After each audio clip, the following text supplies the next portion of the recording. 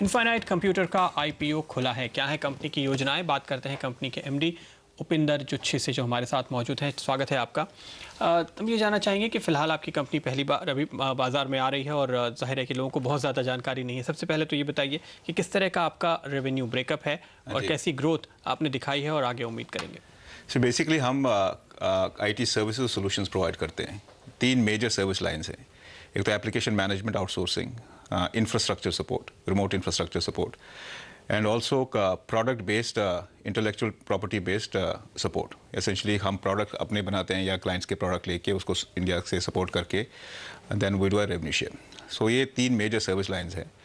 हमारा जैसे revenue last year का था, it was 495 करोड़ revenue था और उसमें से हमने एक in terms of the profit we had made about 45 crore.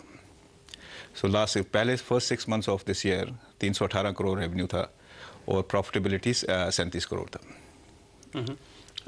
यहाँ पे जिस तरह से तमाम हम देखते हैं कि आईटी कंपनीज का फोकस ओवरसीज मार्केट पे होता है और उसके चलते उसके ऊपर काफ़ी हद तक रुझान डिपेंड करता है। हाँ जी। आपकी किस हद तक डिपेंडेंस है, if at all?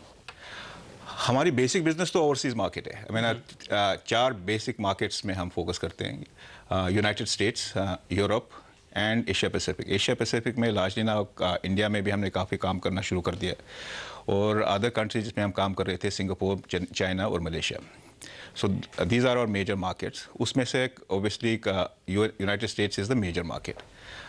As of last year हमारा बिजनेस करीबन 90% यूनाइटेड स्टेट्स से आ रहा था। But as we move forward काफ़ी सारा business now have started come from other markets also, mainly Europe से, western Europe, UK, Sweden, Denmark, France.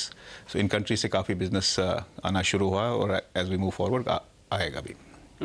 तो इस वक्त जो हमने देखा है कि दुनिया भर में जिस तरह के प्रॉब्लम्स थे, बहुत ज़्यादा वहाँ से ऑर्डर्स नहीं आ रहे थे सारे एक्सपोर्टिंग कंपनीज़ को या आईटी सर्विसेज कंपनीज़ को भी, उसमें आप कितना इम्प्रूवमेंट देख रहे हैं और उस लिहाज से कैसा ट्रैक्शन है वॉल्यूम और प्राइसिंग दोनों के लिहाज से, अगर यहाँ से आगे 4 क्वार्टर्स देखने हो? सी मेन अगर आप हमारा देखें, हमारा जो बिज़नेस मॉडल है, मोस्टली हमने जो फोकस किया है शुरू से ही, जब से हम 2000 में कंपनी शुरू की थी, शुरू से हमने ऑलवेज फोकस किया है कि हम बड़े कंपनियों के साथ काम करें, फॉर्च्यून 100, फॉर्च्यून 500। तो हमारे जो आज के तारीख में क्लाइंट्स हैं, सबसे बड़ा क्लाइंट जैसे हैं वराइजन, IBM है, फिजित्सु है, AOL, जनरल इलेक्ट्रिक, बहुत बड़े बड़े कंपनीज है। और जो हमारे उनके साथ जो हम काम कर रहे हैं, they are mostly multi million dollar contracts. So from that point of view जो हमारा जो अगला भी है, जैसे पिछले 3 साल और अगले 3 साल के हमें काफ़ी सारे कॉन्ट्रैक्ट जो रेवेन्यू फिक्स्ड है वो already is already in place. So that is why if you पिछले 2 साल अब अगर आप देखें, जैसे एक इंडस्ट्री में प्रेशर आ रहा था, इंडस्ट्री ज़्यादा ग्रो नहीं कर रहा था, हमने एक रीजनेबली काफ़ी अच्छा किया। फाइनेंशियल ईयर 2009 में हमारा रेवेन्यू ग्रोथ 45% से ज़्यादा था, इनफैक्ट मार्जिन ग्रोथ ऑलमोस्ट 100% से ज़्यादा था। और इस साल भी पहले 6 महीने में हमने ऑलरेडी रेवेन्यू जो है 318 करोड़ किया।